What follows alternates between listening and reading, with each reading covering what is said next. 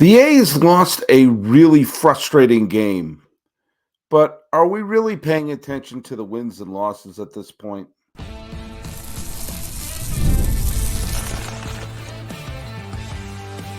You are Locked On A's, your daily Oakland A's podcast, part of the Locked On Podcast Network, your team every day. Hello, A's fans, and welcome to Locked On A's, part of the Locked On Podcast Network, where it's your team every day. This is the daily podcast. We talk about your Oakland A's and it looks like their last year in Oakland. I got to keep saying looks like because there's some weird holes that need to be filled. I am your host for the rest of the regular season. My name is Paul Francis Sullivan. Please call me Sully. I've been a baseball podcaster for a while now. I've been here at the Locked On Podcast Network for 6 years as the host of Right There, Locked On MLB. And this year I did double duty with Locked On MLB and Locked On A's. But we're here with the final homestand of the Oakland A's and my final week here as the host of the show. Follow us at Locked On A's on Twitter or whatever the hell it's called now. And on Instagram, I'm your pal Sully. I'm at Sully Baseball on Twitter, Sully Baseball Podcast on Instagram. And one last bit of business. Today's episode is brought to you by FanDuel. Now through September 22nd, so you only got a couple of days left to do this. All FanDuel customers can bet $5 and get a 3-week free trial of NFL Sunday Ticket from YouTube or YouTube TV. Just visit FanDuel.com to get yourself started. All right, well, let's just first of all go through the game that happened on Friday night in front of a decent house. 23,000 were there at the stadium, at the Coliseum there, and saw what was actually a really good game. I mean, if you went there hoping to see an A's win, you didn't get it. If you went there hoping to see a really exciting ball game, you got it. And it was a fast-paced game. It was a very well-played game, at least a well-played game on the defensive and the pitching side of it. Jim pitched, and Otanez and Alexander and Ferguson and Miller all kept the Yankees to one run over 9 innings, and they were outdone by Gerrit Cole, who has had his ups and his downs this year.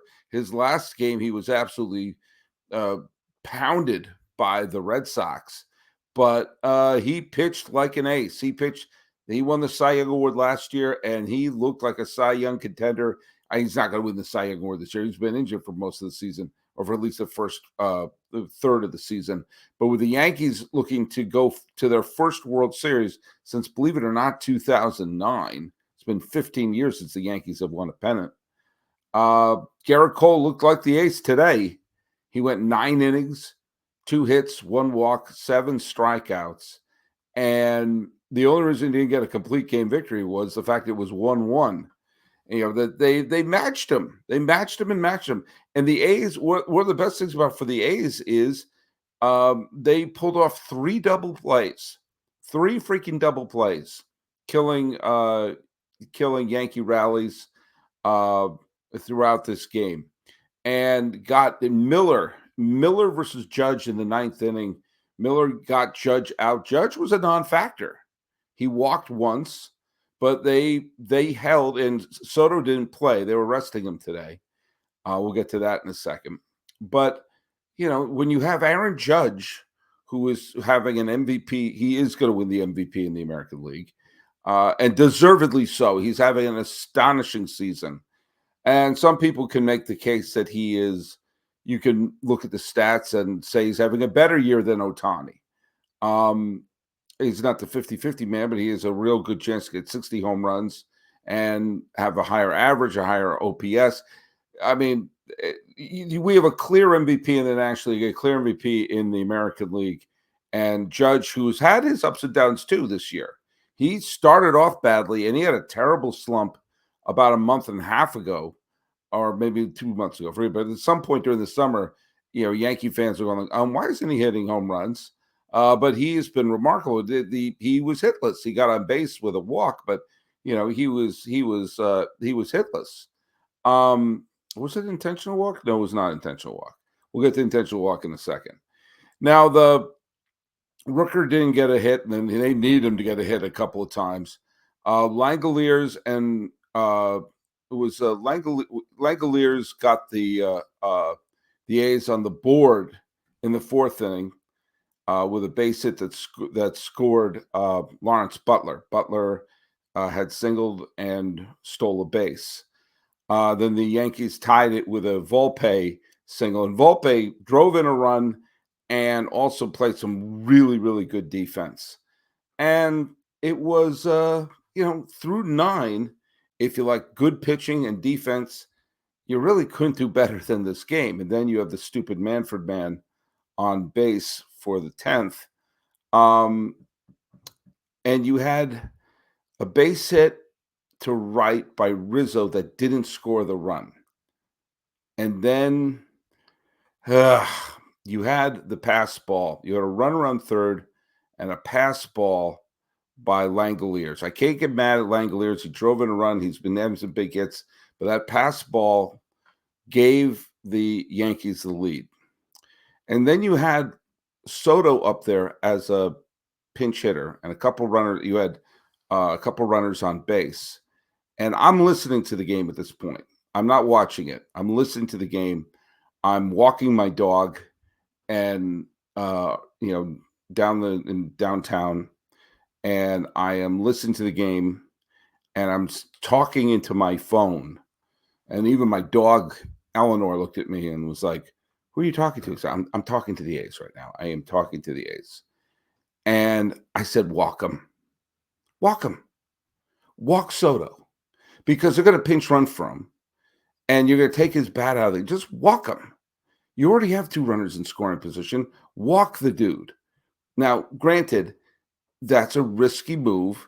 Volpe had 3, you wound up having a 3-hit game, and Verdugo. But you know what? I would take my chances with Volpe and Verdugo to get a couple of outs and maybe a double play than pitching to Soto.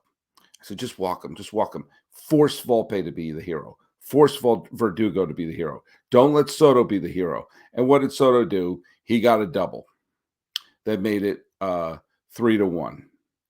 And then Volpe did single and make it 4-1.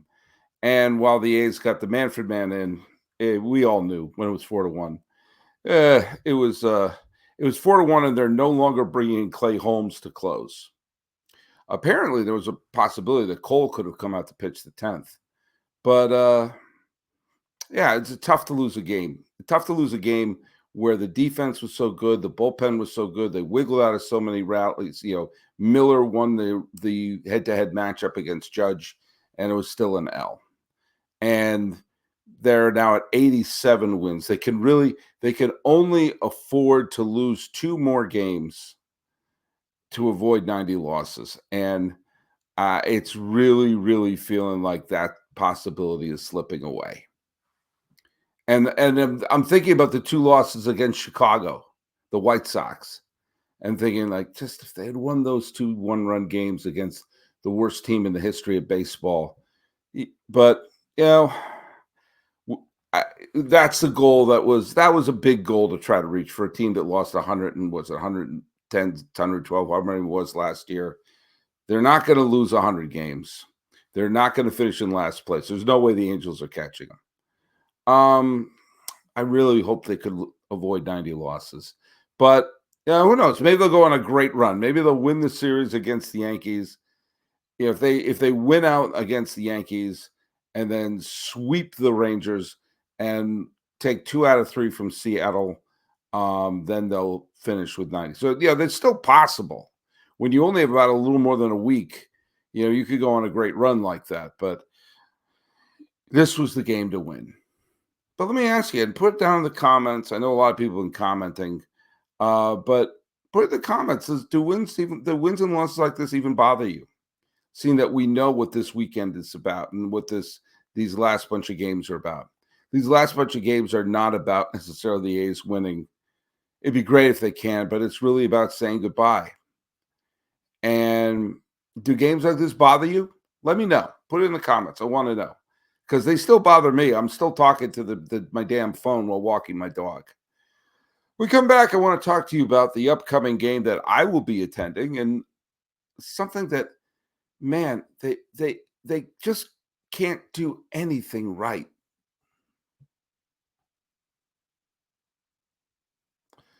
Passion, drive, and patience. Those are the qualities to create the formula for winning championships. It's also what keeps your ride or die alive.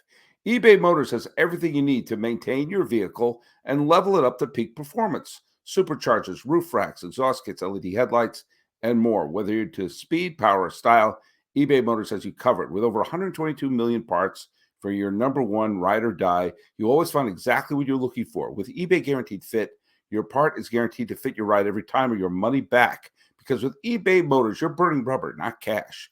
With all the parts you need at the prices you want, it's easy to make your car the MVP and bring home huge wins. Keep your ride or die alive at ebaymotors.com. Eligible items only, exclusions apply. eBay Guaranteed Fit is only available for U.S. customers. Thanks so much for making Locked On MLB your, Locked On A's.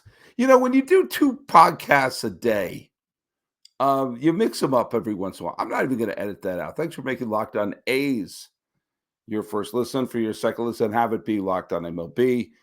Another show hosted by me, your pal Sully. There I look at the national perspective of the game, and I can tell you what's going to be happening as the series and season is winding down and we go into the postseason very soon. Check us out wherever you get your podcasts. Let me know how many fans, how many Locked On A's listeners are going to be going to the final game on Thursday against Texas. I will be there. I will be there early. It's a day game. I'm going to be there bright-eyed and also bushy-tailed. I like that it's a day game. I like day games in baseball. I like that it'll be available to be seen. You're sure there'll be a lot of families there. A lot of people who could watch the game and everything. I'm assuming it's going to be bittersweet. I'm assuming there's going to be some sadness, but I'm also assuming there's going to be a big crowd. Unlike the last day at Shibe Park for the A's, where less than 2,000 were there. Unlike the Mets last day in the Polo Grounds, where fewer than 2,000 were at that stadium. So we're going to say goodbye. It's looking like it's going to be saying goodbye. It looks like they'll figure something out with the Players Association in Sacramento. They're only going to play 4-day games. And a couple of listeners got on me about that I didn't see how many day games we'll be playing, but I also don't see how that can work. You only play 4-day games. I mean, maybe they'll make it work, but as I've said before, you need to have those getaway days, especially for the teams that are heading back to the East Coast. You need to have those day games where you get on the plane earlier. You head east earlier. I don't know how they're going to pull that off. It just really doesn't seem like any convenience or anything that would make the players happy has even been remotely considered. I got to tell you something. Every time I think this management can't screw things up more, they screw things up more. Evidently, there's going to be a giveaway in the last day's game, a little replica of the stadium. And they said for the first, I think it's the first 20,000, the first 25, whatever it is, doesn't matter. The first bunch of people going there, and they're expecting a full house, even though they won't open up Mount Davis. Fine. And you'll get a little replica of the Oakland Coliseum. I have zero desire to have that. Zero, not even a little bit. I will be there early, but they're not handing it out to people when they walk through the door. You're going to get a voucher, a little piece of paper saying, Sully can have his little stadium. And then at a few specific locations, at the 7th inning, they will start handing them out. So the first 20 some odd thousand people will have to get out of their seats and go to another section. And you know it's going to be a stampede. You know it's going to be the type of a show that rhymes with spit show to get these handed to you. Here's my voucher. There you go. Well, so, and you know it's not going to be quick because one thing the A's are not going to do, they're not going to hire enough people. Do you know why I know that? They're the A's. They don't hire enough people. So what this means is instead of doing a giveaway like you do any giveaway, and I've been to A's games where it's a bobblehead day or like I was there when it was a Star Wars hat day. When you walk through the damn gate, here's Mr. Sully has his ticket. Boom, ticket. They go blink on the phone, and they hand you the Star Wars hat. They hand you the bobblehead right there as you walk in through the damn gate.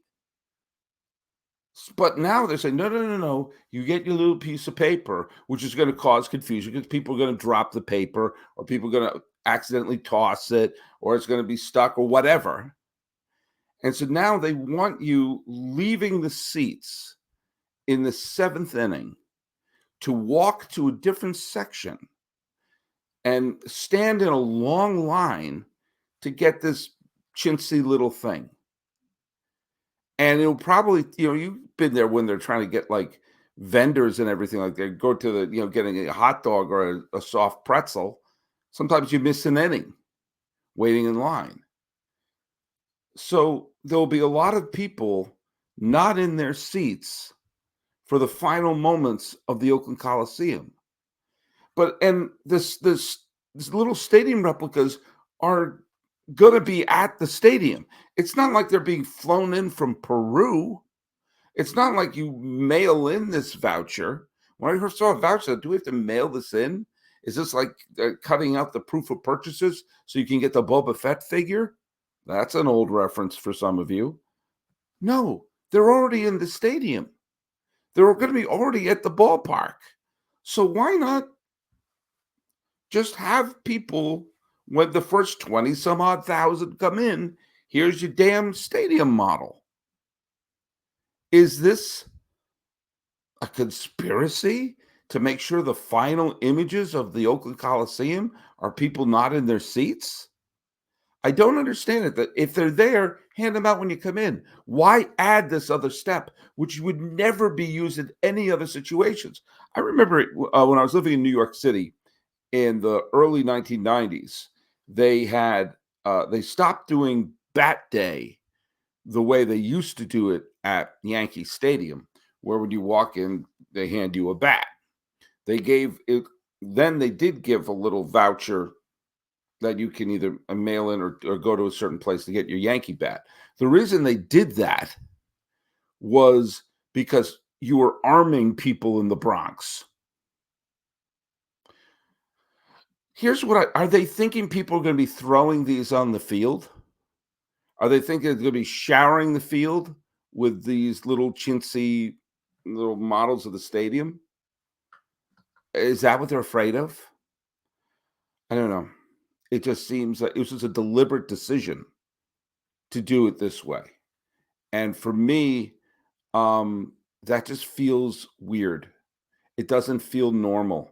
It doesn't feel right. It doesn't feel like I don't know. It just doesn't feel like anything that you would normally do in for a giveaway. So why are they doing it this way? What in the hell is going on here? I don't know the answer to that.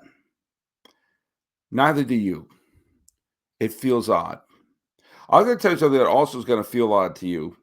I'm going to be complimentary for something going on in the Vegas situation, but then raise my hand because there's never, ever a situation where all the questions are answered. Let's hear from our friends over at FanDuel. You've heard us talk about FanDuel. FanDuel is America's #1 sportsbook. We'll have something a little different for you right now. Now through September 22nd, all FanDuel customers can bet $5 and get a 3-week free trial of NFL Sunday Ticket from YouTube and YouTube TV. Then with a YouTube TV base plan, you'll be able to watch every regular season Sunday afternoon out of market game. Say that 3 times fast. All you'll need is a Google account and a current form of payment, and you can cancel at any time. Just visit FanDuel.com. Download America's #1 sportsbook. Hey, thanks again for making Locked On A's your first listen. Check out my other show, Locked On MLB. I'm here to prepare for the Fall Classic. I've got it every single day. You can find the link to Locked On MLB in the description, so you don't need to search. Part of the Locked On Podcast Network, where it's your team every day. I saw part of the meeting that was taking place in Las Vegas with Cabo there and the potential vendors and contractors. And I have to give a little bit of credit. First of all, one of the things that I have said about my skepticism about the move to Las Vegas was how vague the plans were. And I'm basing this on what was presented in the spring, which was basically looked like a cut scene from The Sims. It didn't. It looked like there was. It looked like there was virtually no details to this stadium. It looked vague. They showed the plans at this meeting, and the plans are much more detailed now and much better design. And I'm going to say something here. Again, I've been very critical of the move to Vegas, but mainly because of the A's organization. I don't think anyone could say the A's organization has been doing a fabulous job there. Even those of you who are listening to me who are big Vegas sports people, my beef isn't with the city of Vegas. I do have issues with Vegas as an MLB market, but as I said, it looks like MLB is hell-bent to putting a Major League Baseball team in Las Vegas. I think if they're going to do it, it should be an expansion team. And because I don't think you want to do business with Fisher. I think Fisher should be forced to sell the team wherever the hell he puts it. All right, but that being said, I'm looking at the design, and I'm looking at the art, and I'm looking at what they're doing. And I think it looks amazing. I think the new stadium is great. And it's exactly the type of stadium that I wish they built in the parking lot of the Oakland Coliseum. I never wanted the stadium in Howard Terminal. I thought the stadium in Howard Terminal was going to be an ecological disaster. The stadium being built near Laney College was kind of interesting. Being built in Fremont was all right, fine. I like the possibility of it being built in Jack London Square. I really wanted to be in one of two places in the Bay Area. One was San Jose, but the other, which made the most sense to me, was in the parking lot of the Oakland Coliseum. Knock down the Coliseum, put the new stadium there, and I wanted it to be a fresh, new, modern design. I didn't want a phony baloney nostalgic park like what they did in Houston, where they replaced the Astrodome, the stadium of the future, with a BS nostalgia ballpark, which I've never liked that stadium. Ever did I mention ever. And the stadium that they've designed for Las Vegas is cool. It has a distinct look to it. When you see the outside of it, there's no doubt what stadium you're in. It has a stadium of the future. It's flashy. It has a sense of theatricality to it, kind of like you should have in Las Vegas.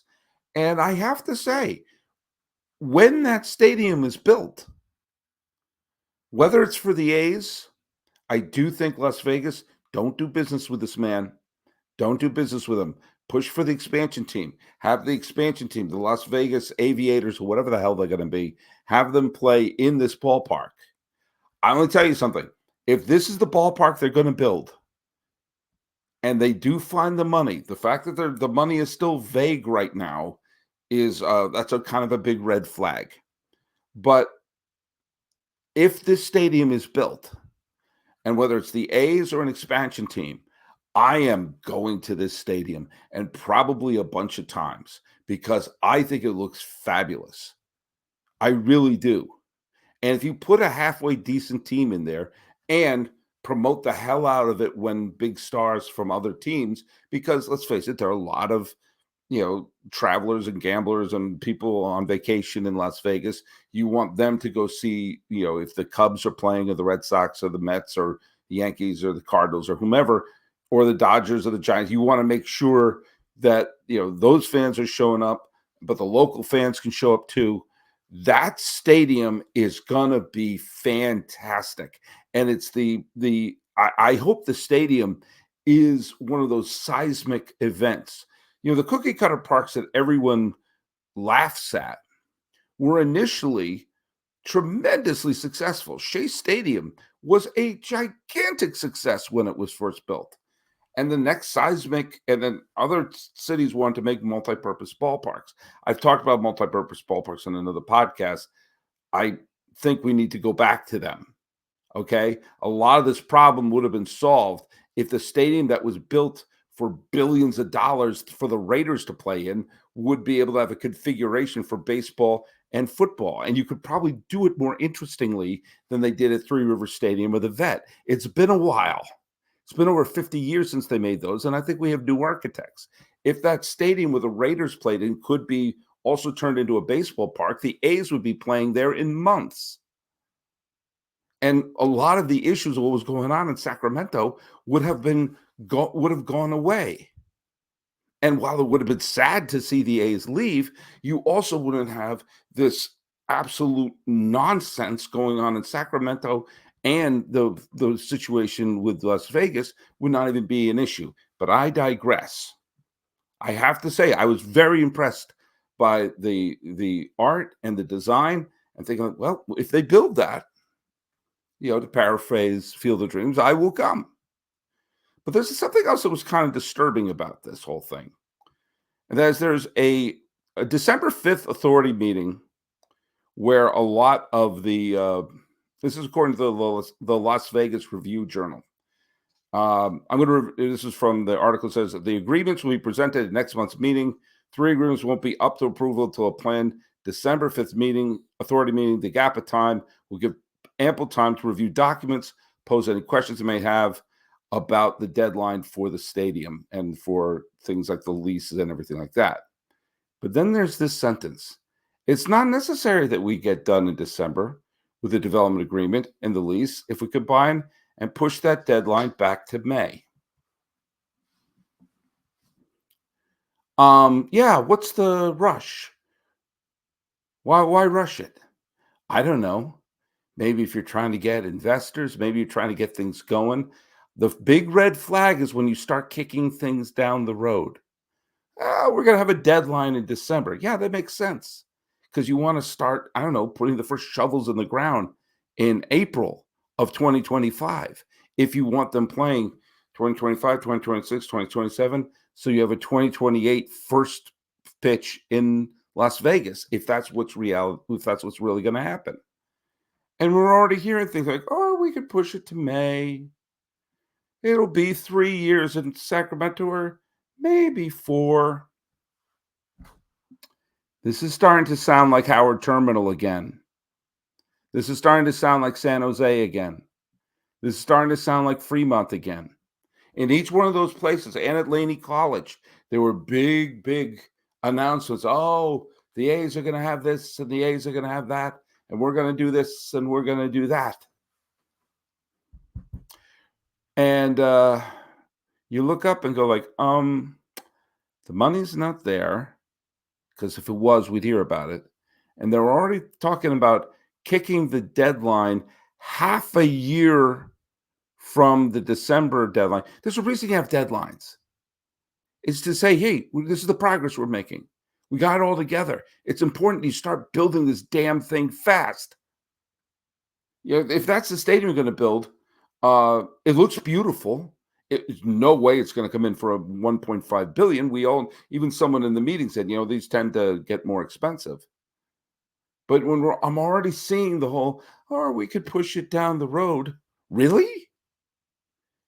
when we're seeing there's issues, not issues, forget issues, there's subscriptions of what will happen in Sacramento, where you're playing in a minor league ballpark. Yes, I know they're going to try to play as many night games as possible, but do you know what? It gets hot at night as well. And maybe, I don't know, the artificial surface cooking all day is still not going to be great to play on. It's a minor league facility that they have to share with the River Cats. That still doesn't make any sense. I mean, move the River Cats out for a couple of years, move them to Fresno, move Fresno's team to another team, and have them play in Fullerton, for Christ's sakes. I don't know. Do I have to think of everything here?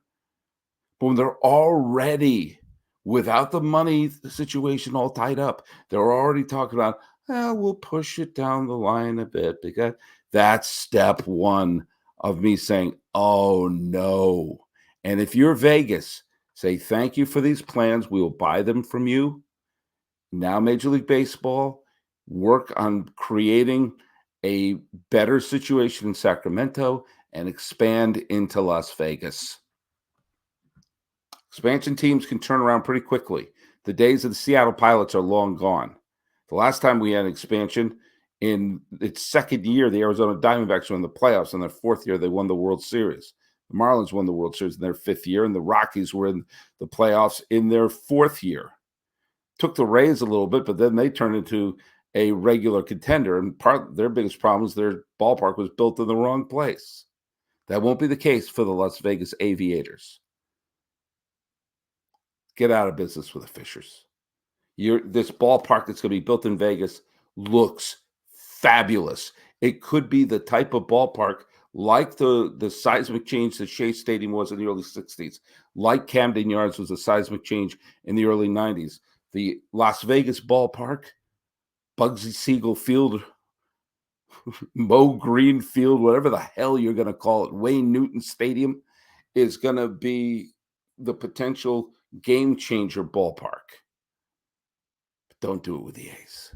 They're already kicking it down the can. And for those of us who've been there for Howard Terminal, been there for Laney College, been there for Fremont, been there for San Jose, this is a song we're familiar with. All right. Well, hey, thanks for watching the show. And again, check out Locked On MLB, my other show. And sorry I missed the day the other day, but I had the day from the dentist, and I'm doing 2 podcasts a day, and I need a little bit of time to fix it. But you got your 5 episodes this week, and you may get as many as 6 episodes next week, because it's going to be my final week of doing shows. So follow us at Locked On A's on Twitter, or whatever it's called now. And you could follow me. I'm your pal Sully. I'm at Sully Baseball on Twitter, Sully Baseball Podcast on Instagram. Saying it was a frustrating game, but it's going to be a celebration of all things A's coming up. Just sit in the stands. You don't need that dumb little stadium thing. I mean, the one they're handing out, not the one they're building in Vegas.